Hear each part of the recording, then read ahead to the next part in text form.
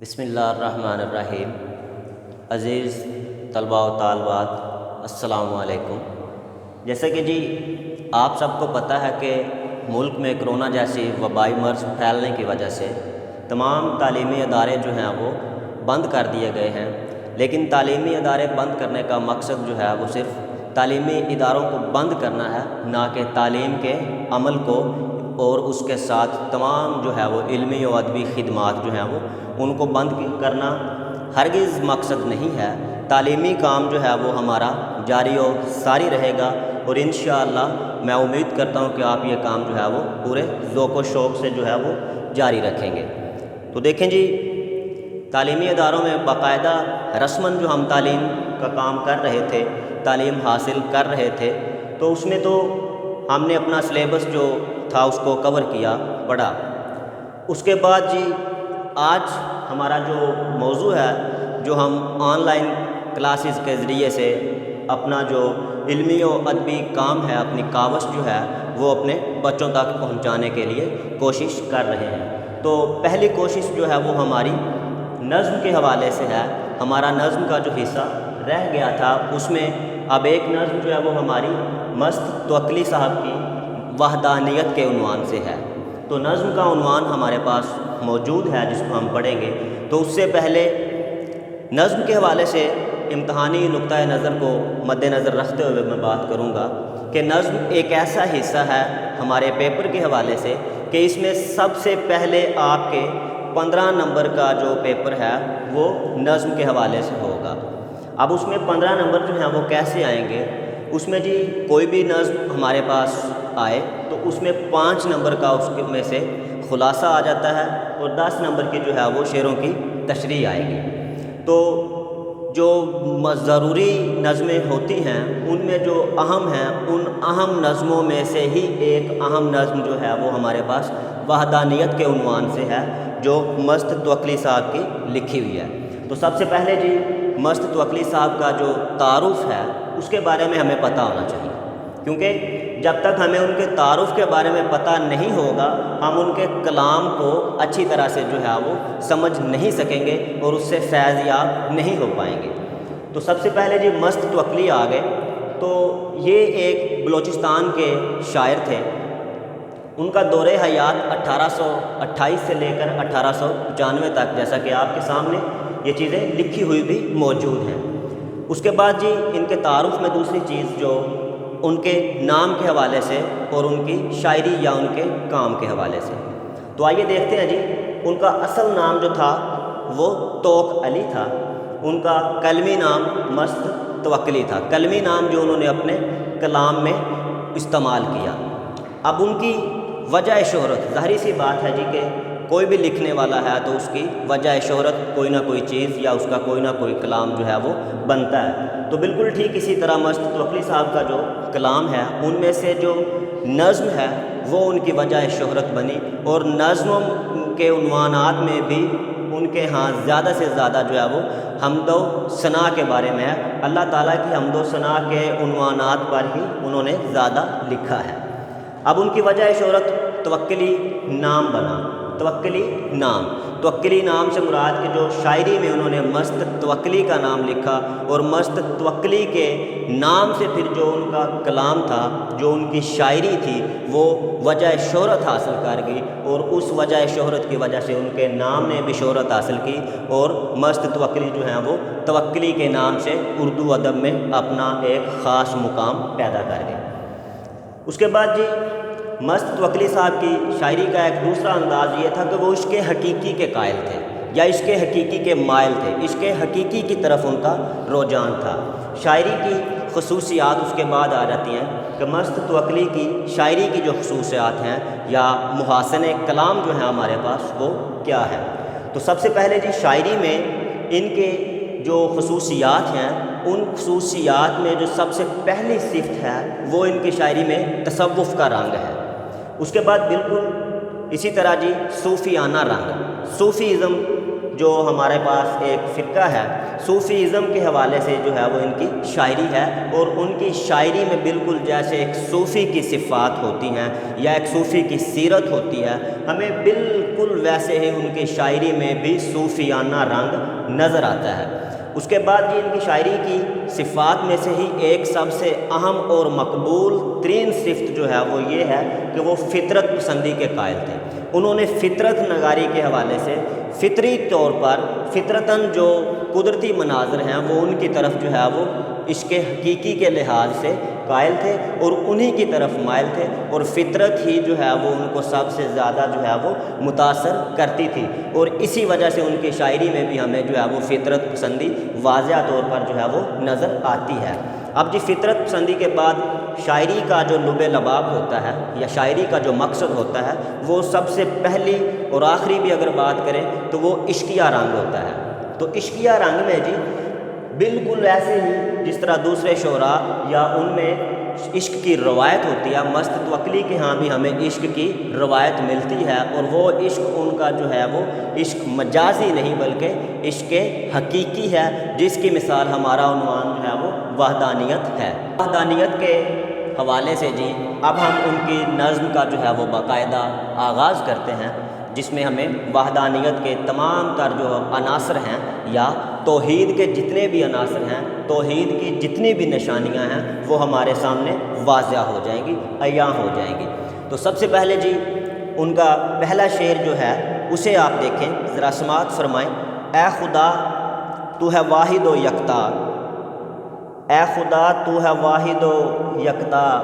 ہے یہ شاہی فقط تجھے زیبا، ہے یہ شاہی فقط تجھے زیبا۔ اب اس میں جی سب سے پہلے بنیادی چیز ہوتی ہے تشریح کے حوالے سے، وہ ہوتا ہے جی کسی بھی شعر کا جو ہے وہ مفہوم، کیونکہ پیپر کے حوالے سے سب سے پہلے تشریح سے آپ کا مفہوم دیکھا جائے گا، اور اس مفہوم کے جو ہیں وہ پیپر میں 2 نمبر ہوتے ہیں۔ تو 2 نمبر کے حوالے سے جی اس کا مفہوم کہ اے خدا تو واحد اور لا شریک ہے، اور یہ بادشاہت تجھے ہی زیب دیتی ہے۔ اب اس شعر میں جی بالکل وہی نظریہ، وہی خیال، وہی تصور، وہی فلسفہ اور وہی سارے کا سارا جو خیال ہمیں اس صورت میں نظر آئے گا جو ہمیں حمد و ثنا میں نظر آتا ہے۔ اب حمد و ثنا کے حوالے سے جتنے بھی شعراء نے حمد لکھی ہے تو حمد میں جو تصور یا فلسفہ یا اس میں جو ہمیں ایک ہسٹری ملتی ہے، ایک روایت ملتی ہے، اور وہ روایت کیا ہے کہ وہ حمد ہمیشہ سے ہی جو ہے وہ اللہ تعالیٰ کی حمد و ثنا کے بارے میں لکھی جا رہی ہوتی ہے، اور اس میں اللہ تعالیٰ ہی کی شان و شوکت، اللہ تعالیٰ ہی کی صفات، اللہ تعالیٰ ہی کی حکمت عملیاں جو ہیں وہ بیان کی جا رہی ہوتی ہیں۔ تو بالکل ایسے ہی جی وحدانیت میں بھی اللہ تعالیٰ ہی کی شان و شوکت، اللہ تعالیٰ ہی کی صفات، اللہ تعالیٰ کی ذات ہی کی بڑھائی اور اللہ تعالیٰ ہی کی حکمت عملیاں جو ہیں وہ بیان کی جا رہی ہیں۔ تو وحدانیت میں جی دیکھا جائے کہ اے خدا تو واحد اور لا شریک ہے، اور یہ بادشاہت تجھے ہی زیب دیتی ہے۔ اب جی اس میں یہ ہے کہ اللہ تعالیٰ جو ہے وہ واحد اور لا شریک ہے، اللہ تعالیٰ کی ذات جو ہے وہ اکیلی ہے، وہ یکتا ہے، اس کا کوئی شریک نہیں ہے۔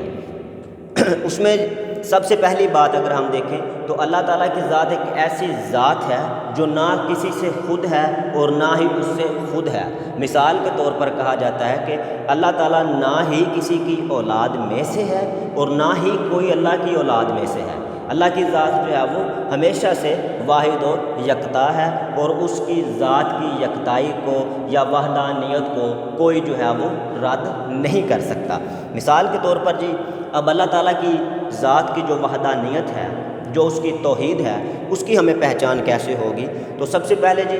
توحید جو ہے اللہ تعالیٰ کی حمد و ثنا کے حوالے سے اس میں جو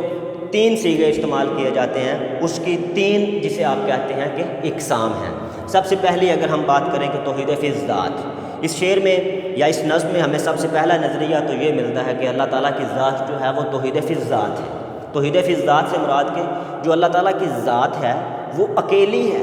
اس کا کوئی شریک نہیں ہے۔ جو اللہ تعالیٰ کی ذات میں خوبیاں یا صفات ہیں وہ صرف اور صرف اسی ایک ذات میں ہیں، نہ کہ کسی اور ذات میں ویسی خوبیاں یا صفات موجود ہیں، کیونکہ اللہ کی ذات کو ہی واحد ذات تسلیم کیا گیا ہے، اللہ ہی کی ذات کو اعلیٰ تسلیم کیا گیا ہے۔ تو پھر اللہ کی ذات جب اعلیٰ اور سب سے برتر ہے تو پھر اس کی ذات کے مقابلے میں کوئی دوسری ذات توحید کے زمرے میں ہم نہیں تسلیم کر سکتے۔ اسی طرح جی توحید فی الصفات، اب توحید فی الصفات کے حوالے سے دیکھا جائے، صفات جو ہے یہ صفت کی جمع ہے۔ صفت میں آ جائیں گے جی اللہ تعالیٰ کی ذات کی جتنی بھی آپ کے پاس خوبیاں یا صفات ہیں۔ تو اگر صفات کے حوالے سے دیکھا جائے تو اللہ تعالیٰ کی جو ذات ہے وہ صفت کے حوالے سے بھی، صفات کے حوالے سے بھی، خوبیوں کے حوالے سے بھی جو ہے وہ اپنا معیار اور اپنا مرتبہ جو ہے وہ تمام ذاتوں سے بلند اور اعلیٰ رکھتی ہے۔ اس جیسی صفات جو ہیں وہ کسی دوسری ذات میں موجود نہیں ہیں اور نہ ہی ہو سکتی ہیں۔ اسی طرح جی توحید فی العبادات، توحید فی العبادات کے حوالے سے اگر دیکھا جائے تو اللہ تعالیٰ کی ذات کے بارے میں سب سے پہلے جو نظریہ قائم کیا جاتا ہے کہ اللہ تعالیٰ کی ذات کی جو ہے وہ عبادت کی جاتی ہے۔ تو جب اللہ کی ذات کی عبادت کی جاتی ہے، اللہ کی ذات کی جو ہے وہ نشانیاں دیکھنے میں ہمیں سب سے پہلے جو ہے وہ توحید فی الذات، توحید فی الصفات اور توحید فی العبادات۔ تو اگر عبادات کے حوالے سے دیکھا جائے تو ایک مومن کا جو دل ہے، ایک مومن کا جو ذہن ہے، ایک مسلمان کی جو فطرت ہے، وہ مسلمان کی فطرت یہ ہے کہ وہ عبادت کے لیے صرف اور صرف اللہ ہی کی ذات کو دیکھے گا اور اللہ ہی کی ذات کی عبادت کرے گا۔ مسلمان جو ہے وہ اللہ کی ذات کے سوا کسی دوسری ذات کی عبادت نہیں کر سکتا، اور یہی وہ ہمارا ایمان ہے۔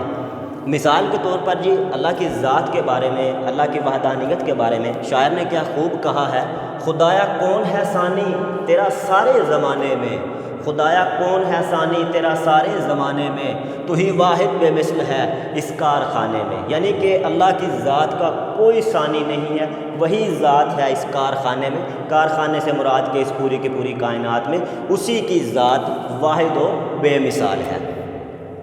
اب جی دوسرا شعر دیکھیں اس میں کہ تو اگر قہر پر اتر آئے،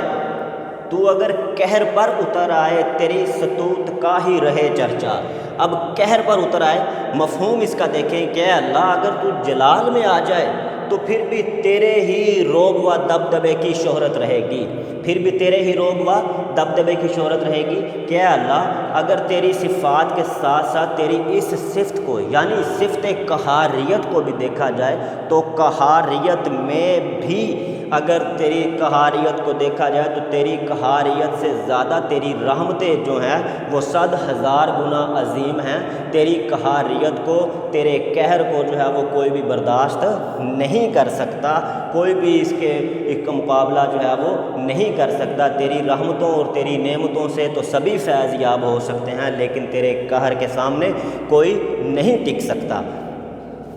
مثال کے طور پر جی سب سے پہلے ہمارے پاس جتنی بھی قومیں آئیں تو ان قوموں میں سے کچھ قومیں ہی ایسی تھیں جن میں طوفان نوح آیا، تو نوح کی جتنی بھی قوم تھی وہ ساری کی ساری اس طوفان کی نظر ہو گئی، تو وہ ہمارے پاس مثال ہے اللہ تعالیٰ کے قہر کی۔ اسی طرح فرعون کی اس میں کچھ قومیں تھیں جن قوموں میں سے ایک قوم جو ہے وہ اس پر اللہ تعالیٰ کا قہر نازل ہوا، اور 3 دن کے اندر اندر جو ہے وہ ان کے چہروں کی جو شکلوں کی جو صورت تھی، ان کے جو چہرے تھے وہ پہلے ان کی رنگت بدلی اور بعد میں ان کی ساری ظاہری طور پر شکل و صورت بدل گئی اور ان کے چہرے جو ہیں وہ بندر کی شکل میں تبدیل ہو گئے۔ تو یہ اس قوم کے لیے اللہ تعالیٰ کا قہر تھا۔ اسی کے ساتھ جی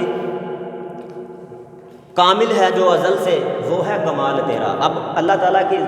ذات کے لیے جو ہے وہ ہم حوالے کے طور پر اس شعر کی تشریح میں اضافہ کرنے کے لیے، اس میں خوبصورتی پیدا کرنے کے لیے ایک دلیل کے طور پر پیش کرتے ہیں، کامل ہے جو ازل سے وہ ہے کمال تیرا، باقی ہے جو ابد تک وہ ہے جلال تیرا۔ یعنی کہ کامل ہے ازل سے وہ ہے کمال تیرا، تیرا کمال ازل سے ہی اس دنیا کے بننے سے پہلے اور اس کے بعد تیرا ہی کمال جو ہے وہ کامل ہے، مکمل ہے، اور اس کے بعد ابد تک رہتی دنیا تک تیرا ہی جلال جو ہے وہ رہنے والا ہے۔ اب جی اور اگر رحمتوں پہ مائل ہو، اور اگر رحمتوں پہ مائل ہو کوئی مشفق نہیں تیرے جیسا۔ اب جی اس کا مفہوم اگر ہم دیکھیں کہ اے اللہ اگر تو رحمتوں پر آمادہ ہو تو کوئی تیرے جیسا رحمت کرنے والا نہیں ہے۔ اے اللہ اس کے میں جو ہے تیری رحمتیں جو ہیں وہ تو انسان حاصل کر سکتا ہے، لیکن تیرے قہر کا جو ہے وہ خمیازہ نہیں بھگتا سکتا۔ اس میں جی تم میں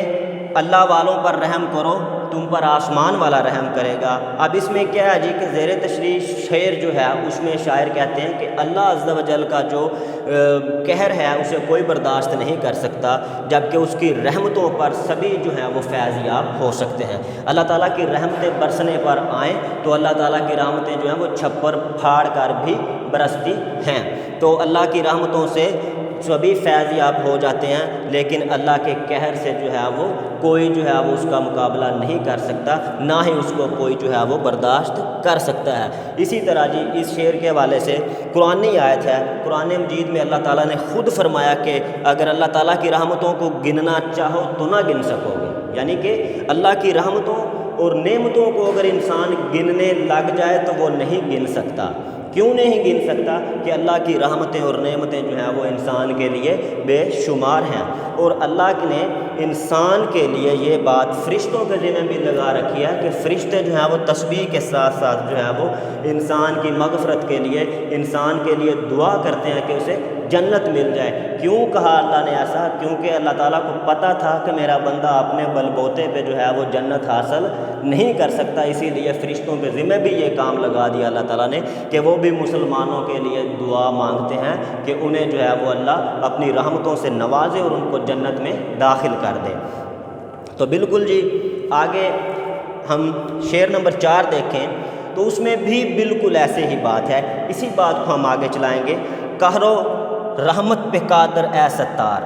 میرا مقصد ہے بس تیرا جلوہ۔ قہر و رحمت پہ قادر اے ستار، میرا مقصد ہے بس تیرا جلوہ۔ اب اس کے مفہوم کی طرف اگر ہم جائیں تو اس کا لکھا ہوا آپ کے سامنے موجود ہے کہ قہر و رحمت پر قدرت رکھنے والے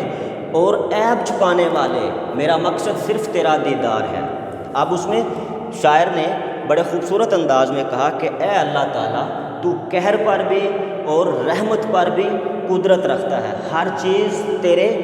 ساتھ ہے، ہر چیز تیرے کام کے ساتھ ہے، ہر چیز تیرے عمل کے ساتھ ہے۔ تو جس چیز کی طرف اشارہ کرے گا وہ چیز جو ہے وہ پایۂ تکمیل تک، اپنی منزل تک جو ہے وہ پہنچے گی، اور جس چیز کی طرف تو انکار کر دے گا وہ چیز اور پوری کی پوری کائنات جو ہے وہ پایۂ تکمیل تک یا اپنی منزل تک جو ہے وہ نہیں جا سکتی۔ اسی طرح شاعر نے کہہ دیا کہ اے اللہ میرا بھی مقصد صرف اور صرف یہی ہے، اب زندگی میں اگر میرا کوئی مقصد ہے تو وہ صرف اور صرف تیری ذات کا دیدار ہے، اور کیونکہ تیری ذات کا دیدار یہ ہے کہ میں گناہ کر کر کے اس قدر گناہوں میں ملوث ہو چکا ہوں، گناہوں میں اس قدر جو ہے وہ ڈوب چکا ہوں کہ اب میرا پورے کا پورا پیکر، میرا پورے کا پورا وجود جو ہے وہ گناہوں کی مادے سے جو ہے وہ گندا ہو چکا ہے۔ اب میں تیرے سامنے کھڑا ہونے کے لائق بھی نہیں ہوں، لیکن پھر بھی میرا مقصد ہے کہ میں صرف تیرا دیدار کرنا چاہتا ہوں، اور اسی دیدار کے لیے کہ اللہ تعالیٰ کے ایک کن سے جو ہے وہ پوری کی پوری کائنات کی جو ہے وہ تقدیریں تبدیل ہو سکتی ہیں۔ تو اسی ایک کن کی منتظر ہے وہ شاعر بھی، وہ بندہ بھی، گناہ گار بندہ جو ہے وہ بھی عاجزی سے جو ہے وہ اللہ کے اس کن کی طرف جو ہے وہ انتظار کر رہا ہے، اسی کا منتظر ہے، کیونکہ وہ جانتا ہے کہ اللہ کے ایک کن سے جو ہے پوری کی پوری کائنات کی تقدیریں تبدیل ہو سکتی ہیں، تو پھر اللہ کی رحمت جو ہے وہ میرے اوپر بھی آ سکتی ہے۔ اسی کی مثال جو ہے وہ اقبال نے کیا خوبصورت انداز میں پیش کی ہے کہ کبھی اے حقیقت منتظر نظر آ لباس مجاز میں، کبھی اے حقیقت منتظر نظر آ لباس مجاز میں، کہ ہزاروں سجدے تڑپ رہے ہیں میری جبین نیاز میں، مانا کہ تیری دید کے قابل نہیں ہوں میں، مانا کہ تیری دید کے قابل نہیں ہوں میں، تو میرا شوق دیکھ میرا انتظار دیکھ۔ اب اقبال نے بھی بڑے خوبصورت انداز میں کہا کہ کبھی اے حقیقت منتظر نظر آ لباس مجاز میں، کہ مجازی رنگ میں نظر آ تاکہ میرے جو سجدے ہیں، میری جو تڑپ ہے، میری جو جبین ہے وہ اس چیز کا اندازہ کر سکے۔ اے اللہ میں صرف اور صرف تیرا دیدار چاہتا ہوں، میں صرف اور صرف تیرے روبرو ہونا چاہتا ہوں، اور میری دید بھی اس قابل نہیں ہے، تو بس میرا شوق دیکھ، میرا یہ شوق ہے کہ میں اللہ تعالیٰ کے روبرو ہوں، روز قیامت جو ہے میں اللہ تعالیٰ کا دیدار جو ہے وہ کروں اور اللہ تعالیٰ کی صفات اور اللہ تعالیٰ کی حکمت عملیاں جو ہیں وہ دیکھوں۔ تو شعر نمبر 5 جو ہے وہ بالکل اسی کے ساتھ جو ہے وہ ہمارے پاس موجود ہے۔ جب قیامت آئے گی ساعت دید سے اپنی بہراور فرما، جب قیامت کی آئے گی ساعت دید سے اپنی بہراور فرما۔ اب اس کے مفہوم کو اگر دیکھیں کہ جب قیامت کی ساعت یعنی کہ گھڑی آئے تو اے اللہ مجھے اپنے دیدار سے مشرف فرما۔ اب وہ کیا کہہ رہے ہیں کہ گناہ گار جو آدمی ہے، گناہ گار بندہ ہے، اس کی ایک ہی طلب ہے کہ وہ قیامت کے دن جو ہے وہ اسے اللہ تعالیٰ کی جو ہے وہ شفاعت نصیب ہو، جبکہ وہ جانتا ہے کہ اگر وہ اپنے گناہوں کو دیکھے اور اپنی زندگی کے اعمال کو دیکھے تو وہ اس قابل نہیں ہے کہ وہ اللہ کے روبرو ہو سکے، وہ اللہ کے سامنے پیش ہو سکے، لیکن اس کی جستجو، اس کی ہمت اور اس کی جو طلب ہے وہ صرف اور صرف یہ ہے کہ قیامت کے دن جو ہے وہ اللہ تعالیٰ کے روبرو ہو اور اللہ تعالیٰ کی ذات جو ہے اس کا دیدار کر سکے، کیونکہ وہ جانتا ہے کہ جب قیامت آئے گی تو ہر طرف جو ہے وہ نفسا نفسی کا عالم ہوگا، تمام چیزیں نیست و نابود ہو جائیں گی، یہ دنیا ختم ہو جائے گی، کائنات مٹ جائے گی، یہ پہاڑ، یہ دریا، ساری کی ساری بڑی کی بڑی وسعتیں رکھنے والی چیزیں جو ہے یہ نیست و نابود ہو جائیں گی، اور زمین جو ہے وہ بالکل تانبے کی طرح تپ جائے گی، اور سورج جو ہے وہ سوا نیزے پر ہوگا، اور انسان کی نفسا نفسی کا عالم یہ ہوگا کہ ماں اپنے بچوں کو دودھ پلا رہی ہوگی اور وہ اپنے بچوں کو پہچان بھول جائے گی، دودھ پلاتے ہوئے بچوں کو جو ہے وہ مائیں بھول جائیں گی، ہر بندہ جو ہے وہ اپنے عزیز و اقارب کو، تمام اپنے احباب کی پہچان جو ہے وہ بھول جائیں گے۔ مثل مجنوں کہ ہوں جنوں ساما، مثل مجنوں کہ ہوں جنوں ساما، میرا پیکر گناہ میں ہے ڈوبا۔ آپ جی اس میں دیکھیں بات صرف اور صرف وہی ہے، بندہ جو ہے وہ اپنے گناہوں کو دیکھتا ہے تو سب سے پہلے اگر گناہوں کو بندہ دیکھے تو اللہ تعالیٰ کے سوا جو ہے وہ ایک مسلمان یا ایک بندہ جو ہے وہ اللہ کی ذات کے سوا اگر اسے کہا جائے کہ وہ کسی دوسرے انسان کو یا کسی دوسری ذات کے سامنے اپنے گناہوں کا اعتراف کرے تو وہ بندہ جو ہے وہ کبھی بھی اپنے گناہوں کا جو ہے وہ اعتراف نہیں کرے گا، وہ اپنے گناہوں کو چھپائے گا، وہ تاکہ وہ کیا اس کی سوچ ہوگی، تاکہ جس بندے کو پتہ چلے گی میری یہ بات یا میری یہ حرکت یا میرا یہ کام تو اس کے سامنے میں نادم ہو جاؤں گا، میں شرمندہ ہو جاؤں گا، تو اس شرمندگی سے بچنے کے لیے انسان جو ہے وہ اپنے گناہ یا اپنے ایسے کام جو ہے وہ کسی کے سامنے شیئر نہیں کرتا، کسی کو نہیں بتاتا۔ لیکن وہی بندہ، وہی گناہ گار کہہ رہا ہے کہ اے اللہ میں تیرے عشق میں مجنوں کی طرح دیوانہ ہوں، تیرے عشق میں مجنوں کی طرح دیوانہ ہوں، اگرچہ میں تیرے اس قابل جو ہے وہ نہیں ہوں۔ تو اس میں جی کہ اللہ تعالیٰ سے وہ بیان کر رہے ہیں کہ اب اے اللہ میں تیرے عشق میں بالکل ویسے ہی مجنوں کی طرح دیوانہ ہو گیا ہوں، میرے اندر اتنی دیوانگی آ گئی ہے کہ جس طرح مجنوں نے جو ہے وہ لیلا کے لیے مجازی عشق میں محنت کی اور جستجو کی اور اپنی منزل کو حاصل کرنے کے لیے اس نے دیوانگی کا اظہار کیا اور وہ تگ و دو کرتا رہا، جد و جہد کرتا رہا، اور لیلا کو حاصل کرنے کے لیے اس کی ایک ہی منزل تھی، وہ صرف اور صرف لیلا تھی۔ تو اے اللہ اب میرا بھی عشق وہی ہے، میری بھی دیوانگی وہی ہے، میری کیفیت، میری حالت، میرے طبیعت میں جو اضطراب ہے، بے چینی ہے، وہ بھی بالکل مجنوں کی طرح ہے، لیکن فرق صرف اے اللہ وہ یہ ہے کہ مجنوں نے جو ہے وہ کسی بندے کی محبت میں وہ جد و جہد یا وہ تگ و دو کی تھی، یا اس کی طبیعت میں جو اضطراب یا بے چینی تھی وہ کسی انسان کے لیے تھی، کسی انسان کے عشق کے لیے تھی، لیکن اے اللہ میری طبیعت میں جو بے چینی یا اضطراب پیدا ہوا ہے وہ اب تیری ذات کے لیے ہے، اور میرا عشق جو ہے، میری جو محبت ہے وہ عشق مجازی نہیں بلکہ عشق حقیقی ہے۔ میں تیرے عشق میں یوں ڈوبا، میں تیرے عشق میں یوں ڈوبا ہوں جیسے لیلا کے عشق میں مجنوں۔ اب مثال دے رہے ہیں کہ میں تیرے عشق میں یوں ڈوبا ہوں جیسے لیلا کے عشق میں مجنوں، جس طرح لیلا کے عشق میں مجنوں ڈوب گیا تھا، اے اللہ میں بھی تیرے عشق میں بالکل ویسے ہی ڈوب گیا ہوں۔ تو اقبال نے بھی کہیں بڑے خوبصورت انداز میں کہا ہے، عشق حقیقی کے حوالے سے اقبال کا جو فلسفہ ہے، اقبال کا جو تصور ہے، اس کے میں اقبال کا نظریہ اور اقبال کا فلسفہ جو ہے وہ بھی یہی ہے کہ نہ کہیں جہاں میں اماں ملی، جو اماں ملی تو کہاں ملی، نہ کہیں جہاں میں اماں ملی، جو اماں ملی تو کہاں ملی، میرے جرم خانہ خراب کو تیرے عفو بندہ نواز میں، یعنی کہ تیری ذات کے سوا جو ہے وہ کہیں جو ہے وہ انسان کو پناہ نہیں ملتی، کہیں ایمان نہیں ملتی۔ اور فرمان الہی بھی ہے، حوالہ دیا کہ اے اللہ تیرا ہی فرمان ہے، تیرا ہی کہنا ہے کہ اللہ کی رحمت سے مایوس نہ ہونا۔ اے میرے بندے کبھی بھی اپنے رب کی رحمتوں سے مایوس نہ ہونا۔ اور بالکل فرمان الہی جو ہے وہ اس کا ذکر جو ہے وہ قرآن مجید میں بارہا کیا گیا ہے کہ اللہ تعالیٰ کی جو رحمتیں ہیں اس سے انسان کو کبھی بھی مایوس نہیں ہونا چاہیے۔ شعر دیکھیں جی آخری بالکل جس میں نظم کی ساری وحدانیت کا لب لباب ہے۔ باوجود یہ کہ پر ہوں اسیاں سے، باوجود یہ کہ پر ہوں اسیاں سے، تیری رحمت کا پھر بھی ہے سودا، تیری رحمت کا پھر بھی ہے سودا۔ یعنی کہ اس میں اگر دیکھا جائے تو شاعر کہہ رہے ہیں جی کہ اے اللہ میں گناہوں سے پر ہو چکا ہوں، میں گناہوں سے پر ہونا سے مراد کہ اب میرا جو پیکر ہے، میرا جو وجود ہے، میرا یہ جسم خاکی ہے، اب وہ گناہوں کے مادے میں گندا ہو چکا ہے، گناہوں کے مادے میں جو ہے وہ دھل چکا ہے، اور وہ اس قدر دھل چکا ہے کہ اب اگر میں دیکھوں کہ مجھ پر تیری رحمت ہو تو میں ایک دفعہ پریشان ہو جاتا ہوں کہ مجھ جیسے نادم بندے پر، مجھ جیسے گناہ گار آدمی پر اللہ کی رحمت جو ہے وہ کیسے ہو سکتی ہے۔ لیکن پھر بھی وہ کیا کہتے ہیں کہ میں اللہ گناہوں سے پر ہوں، لیکن پھر بھی تیری دیوانگی کی حد تک تیری رحمت کا امیدوار ہوں، یعنی تیری دیوانگی کی حد تک تیری